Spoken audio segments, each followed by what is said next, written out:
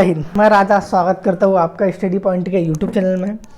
आज हम लोग आरआरबी एनटीपीसी का पार्ट नंबर 5 करने वाले हैं। इसके पहले के सारे पार्ट इसी चैनल में अपलोड हो चुके हैं।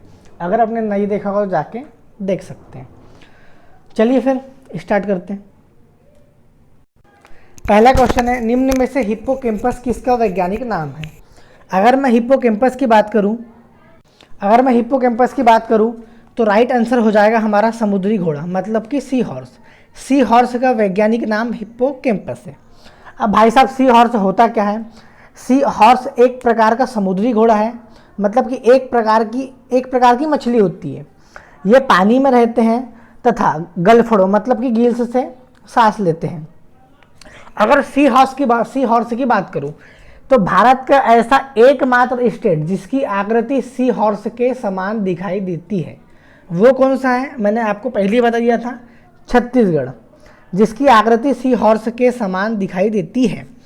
गाय के वैज्ञानिक नाम की बात करूं तो बॉस इंडिकस। मेंढक के वैज्ञानिक नाम की बात करूं राना टिग्रिना। मानव के वैज्ञानिक नाम की बात करूं होमोसेपियंस। आम के वैज्ञानिक नाम की बात करूं तो मैंगीफेरा इंडिका।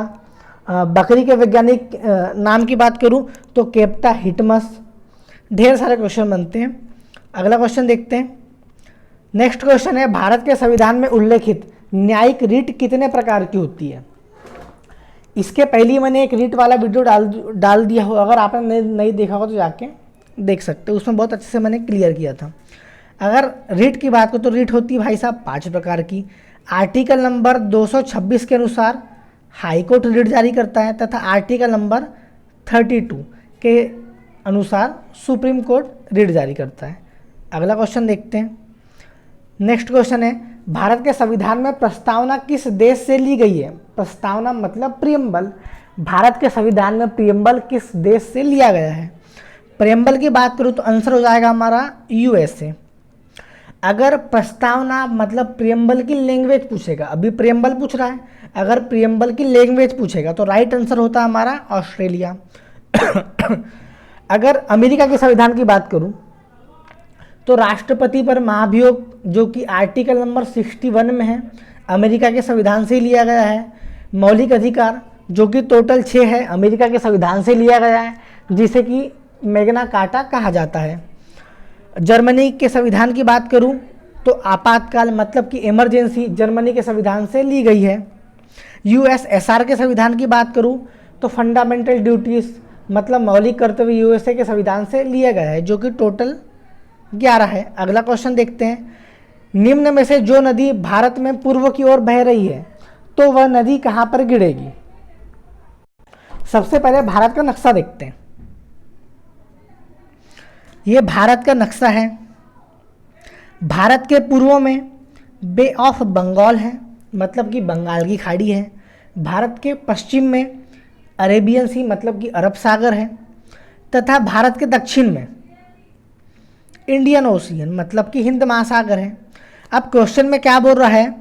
जो भी नदी पूर्व की ओर बहेगी, ये जो भी नदी ऐसी बहेगी वो जाहिर सी बात है बंगाल की खाड़ी में गिरेगी। अगर जो भी नदी वेस्ट की ओर बहेगी वो अरेबियन सी में गिरेगी। क्लियर है? अब इस क्वेश्चन के अकॉर्डिंग राइट आंसर हो जाएगा हमारा बंगाल की खाड़ी। जो भी नदी पूर्व की ओर बह रही है बंगाल की खाड़ी में गिरेगी। अगला क्वेश्चन देखते हैं। नेक्स्ट क्वेश्चन है, निम्न में से किसके चुनाव के लिए एकल हस्तांतरणी मत व्यवस्था अपनाई जाती है? सबसे पहली बात, हम लोग दो तरीके से वोट देते हैं, एक प्रत्यक्ष रूप से, एक अप्रत्यक्ष रूप से। प्रत्यक्ष रूप से बात करूं तो किसी मतलब पंचायती चुनाव हो गया जिसमें कि हम खुद ब खुद वोट देते हैं। अगर अप्रत्यक्ष रूप से की बात करूं तो राज्यसभा का चुनाव होता है। सबसे पहले हम एमएलए को वोट देते, फिर एमएलए उनको वोट देते। तो मतलब कहीं ना कहीं हमने राज्यसभा के मेंबर चुनने के लिए वोट दिया है ना। सबसे पहले हमने एमएलए को चुना, फिर एमएलए ने उनको चुना। मतलब कहीं ना कहीं से हमने अप्रत्यक्ष रूप से राज्यसभा के चुनाव में वोट दिए हैं। इतना क्लियर है? अगर इस क्वेश्चन की बात करूं तो यह सभी हमारा राइट आंसर हो जाएगा। मतलब कि राष्ट्रपति के चुनाव में भी एकल हस्तांतरणी मत व्यवस्था अपनाई जाती है। विधान परिषद के चुनाव में भी अपनाई जाती है तथा राज्यसभा के चुनाव में भी अपनाई जाती है। राज्यसभा का आर्टिकल पूछेगा आर्टिकल नंबर 52, राष्ट्रपति का आर्टिकल पूछेगा आर्टिकल नंबर 52, राज्यसभा का आर्टिकल पूछेगा आर्टिकल नंबर 80, लोकसभा का आर्टिकल पूछेगा आर्टिकल नंबर 81 तथा पार्लियामेंट मतलब कि संसद का आर्टिकल पूछेगा आर्टिकल नंबर 79। अगर इनका पार्ट पूछ लेगा तो पार्ट नंबर 5। अगला क्वेश्चन देखते हैं।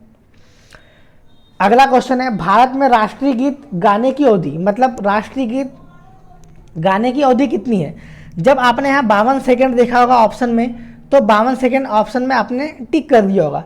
मैंने यहाँ राष्ट्रीय गीत पूछा हूँ, ना कि राष्ट्रीय गान। राष्ट्रीय गीत की बात कर रहा है तो राइट आंसर होगा हमारा 65 सेकेंड। अब कहीं कहीं पर मैंने देखा है, कहीं कहीं पर 65 सेकेंड आंसर रहता है, या फिर कहीं कहीं पर 1 मिनट 5 सेकेंड आंसर मतलब कि ऑप्शन में दे देता है। अब बात आती है कि सबसे पहली बार राष्ट्रीय गीत गाया कहाँ पर गया, तो 1996 के कलकत्ता अधिवेशन में, मतलब 1996 के कांग्रेस के कलकत्ता अधिवेशन में, जिसकी अध्यक्षता रहीमतुल्लाह सयानी ने की थी। सबसे पहली बार राष्ट्रीय गीत वहीं पर गाया गया था। अगर राष्ट्रीय गान की बात करूं तो 1911 के कलकत्ता अधिवेशन में, जिसकी अध्यक्षता पंडित बिशन नारायण धर ने की थी, सबसे पहली बार राष्ट्रीय गान यहीं पर गाया गया था। इस क्वेश्चन का राइट आंसर होगा हमारा 65 सेकेंड। राष्ट्रीय गान की बात करता तो राइट आंसर होता हमारा 52 सेकेंड। नेक्स्ट क्वेश्चन की ओर देखते हैं। निम्न में से कौन सा भारतीय राज्य कर्क रेखा के उत्तर में स्थित है। अब आपने कभी मैप देखा होगा, ये वाला क्वेश्चन मैप से समझते हैं। ये इंडिया का मैप है, 23.5 डिग्री नॉर्थ, उसी को बोलते कर्क रेखा। अब कर्क रेखा गुजरती हमारी यहाँ से। अब इस क्वेश्चन के ऑप्शन के अकॉर्डिंग आंध्र प्रदेश भी ऑप्शन में दिया था, तो आंध्र प्रदेश हमारा ये है, मतलब कि आंध्र प्रदेश तो कर्क रेखा के साउथ में है, वो आंसर हो सकता ही नहीं है। अब क्वेश्चन में पूछा कि कर्क रेखा के उत्तर में।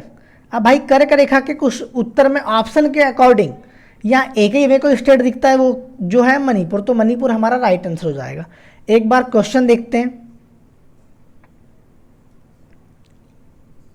क्वेश्चन था निम्न में से कौन सा भारतीय राज्य कर्क रेखा के उत्तर में स्थित है। अभी आपने ऑप्शन देख के तो यहाँ मिजोरम टिक कर लिया होगा, क्योंकि मिजोरम स्टेट से भी कर्क रेखा होकर गुजरती है। लेकिन क्वेश्चन में क्या पूछ रहा है, निम्न में से कौन सा भारतीय राज्य कर्क रेखा के उत्तर में, मतलब कि नॉर्थ में पूछ रहा है ना, तो हम मिजोरम क्यों टिक लगाएंगे, हमारा राइट आंसर हो जाएगा मणिपुर। अगला क्वेश्चन देखते हैं। नेक्स्ट क्वेश्चन है भारतीय विश्वविद्यालय अधिनियम किसने पारित किया। भारतीय विश्वविद्यालय अधिनियम की बात करूं तो राइट आंसर हो जाएगा हमारा लॉर्ड कर्जन। इन्हीं के समय में बंगाल का विभाजन हुआ था, जो कि बंगाल 2 पार्ट में डिवाइड हो गया था, एक ईस्ट बंगाल एक वेस्ट बंगाल। ईस्ट बंगाल की कैपिटल थी ढाका, वेस्ट बंगाल की कैपिटल थी कलकत्ता, तथा 16 अक्टूबर 1905 को बंगाल का विभाजन हुआ था। अब लॉर्ड मेयो की बात करूं, तो इसी के कार्यकाल में सबसे पहली बार जनगणना स्टार्ट हुई थी। लॉर्ड रिपन के कार्यकाल में प्रत्येक 10 वर्षों के अंतराल में जनगणना होना स्टार्ट हुई थी। कब, मैंने क्या बोला, लॉर्ड मेयो के कार्यकाल में सबसे पहली बार जनगणना स्टार्ट हुई थी। अब भाई साहब हुई कब थी, तो 1872 में हुई थी। तथा लॉर्ड रिपन के समय में प्रत्येक 10 वर्ष के अंतराल में जनगणना शुरू हुई। कब हुई, 1881 में। जनगणना का आर्टिकल पूछ लेगा तो आर्टिकल नंबर 246 जनगणना का आर्टिकल है। अगला क्वेश्चन देखते हैं। नेक्स्ट क्वेश्चन है पुरानी जलोढ़ मिट्टी के रूप में जाना जाता है, मतलब पुरानी जलोढ़, सबसे पहले जलोढ़ मिट्टी देख लेते होती क्या है। जलोढ़ मिट्टी को इंग्लिश में एलुवियल सॉइल कहते हैं। कभी कभी जलोढ़ मिट्टी ना करते हुए वो एलुवियल सॉइल लिख देता है। अब भाई साहब जलोढ़ मिट्टी होती क्या है, तो नदियों द्वारा बहाकर लाई गई मिट्टी को जलोढ़ मिट्टी कहा जाता है। जलोढ़ मिट्टी 2 प्रकार की होती है, एक खादर एक बांगर। तो नई जलोढ़ मिट्टी को खादर कहते हैं तथा पुरानी जलोढ़ मिट्टी को बांगर कहते हैं।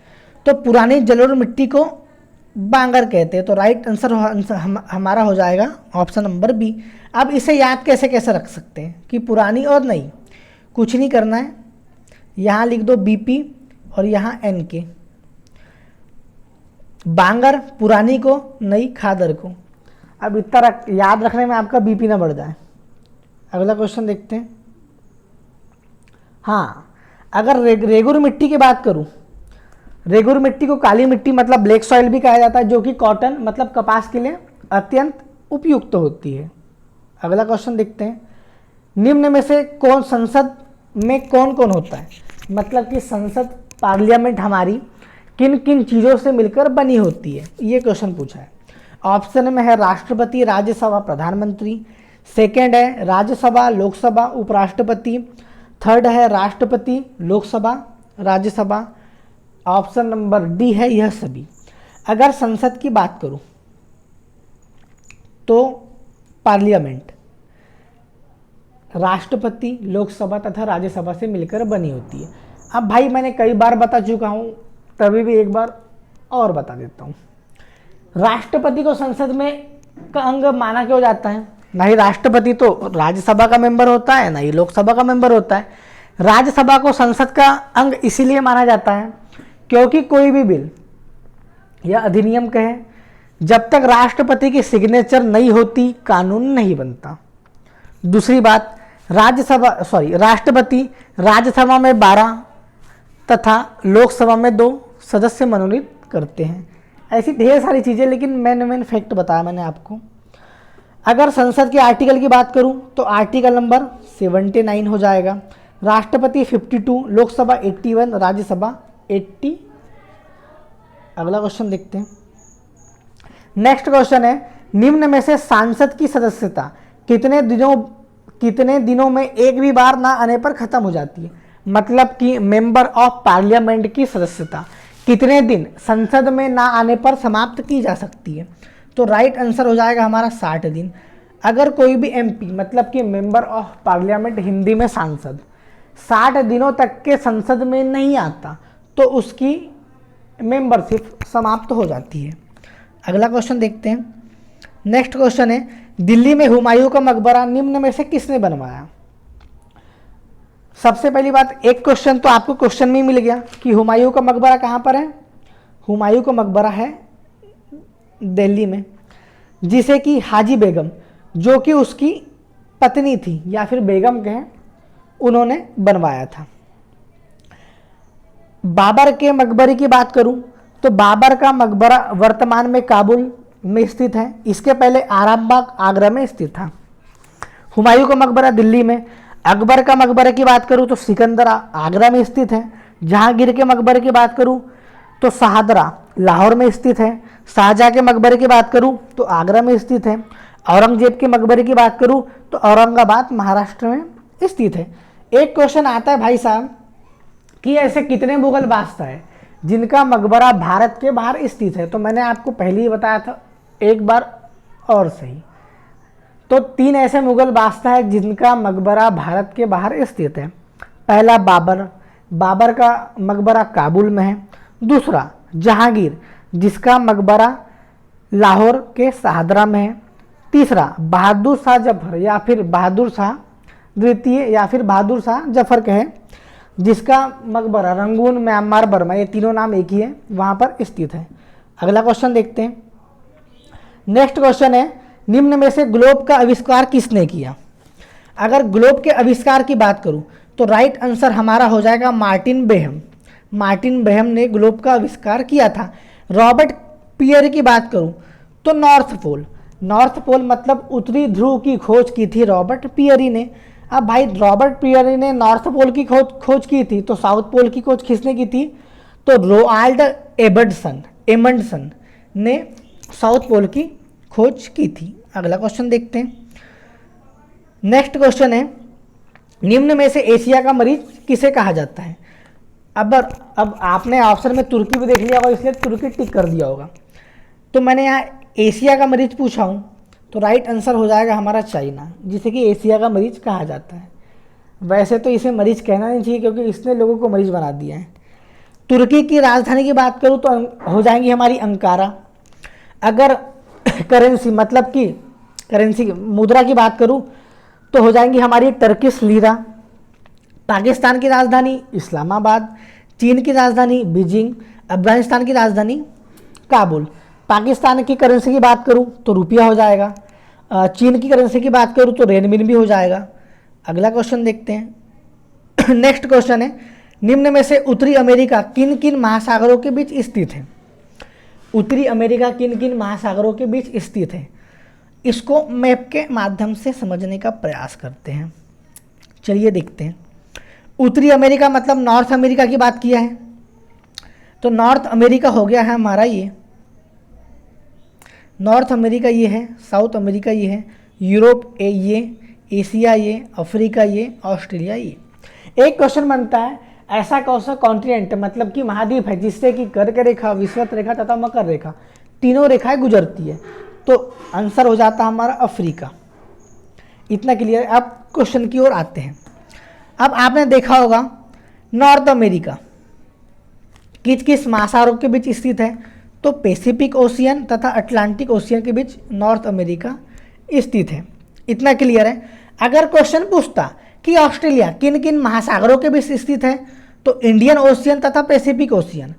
अगर अब देखो भाई, पैसिफिक ओशियन मतलब प्रशांत महासागर, यहाँ पर भी आ गया, यहाँ पर भी आ गया।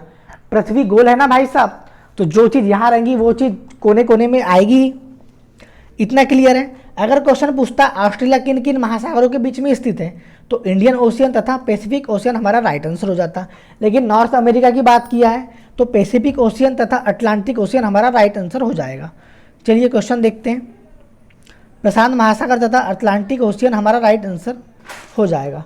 अगला क्वेश्चन देखते हैं। लास्ट क्वेश्चन है, निम्न में से किस राज्य में विधान परिषद नहीं है? विधान परिषद की बात किया, विधानसभा की नहीं। अगर विधान परिषद की बात करूं तो टोटल अभी 6 राज्यों में विधान परिषद है। अब भाई साहब कौन कौन से राज्य में है? पहला आंध्र प्रदेश, दूसरा महाराष्ट्र, तीसरा बिहार, चौथा यूपी, पांचवा कर्नाटक और छठवां तेलंगाना। इसके पहले जम्मू कश्मीर में भी थी, लेकिन जम्मू कश्मीर अब बन गया है यूटी। यूटी बन गया ना, 31 अक्टूबर 2019 को यूटी बना था ना जम्मू कश्मीर। तो इसके हिसाब से राइट आंसर हो जाएगा हमारा राजस्थान। राजस्थान में विधान परिषद नहीं है। विधान परिषद के सदस्य बनने की न्यूनतम आयु 30 वर्ष। राज्यसभा और विधान परिषद दोनों 90% इक्वल है। मतलब कि राज्यसभा में क्या होता है, अगर स्टेट की बात करूं तो उच्च सदन हम राज्यसभा को कहते हैं, देश में पार्लियामेंट में उच्च सदन हम राज्यसभा को कहते हैं। वैसे ही स्टेट में उच्च सदन, अगर किसी स्टेट में विधान परिषद है तो उच्च सदन विधान परिषद कहलाती है तथा निम्न सदन विधान सभा कहलाती है। अगर मैंने बताया था 30 वर्ष से इसकी न्यूनतम आयु है तथा इसके 2 साल में 1/3 सदस्य हर 2 साल में रिटायर कर जाते हैं।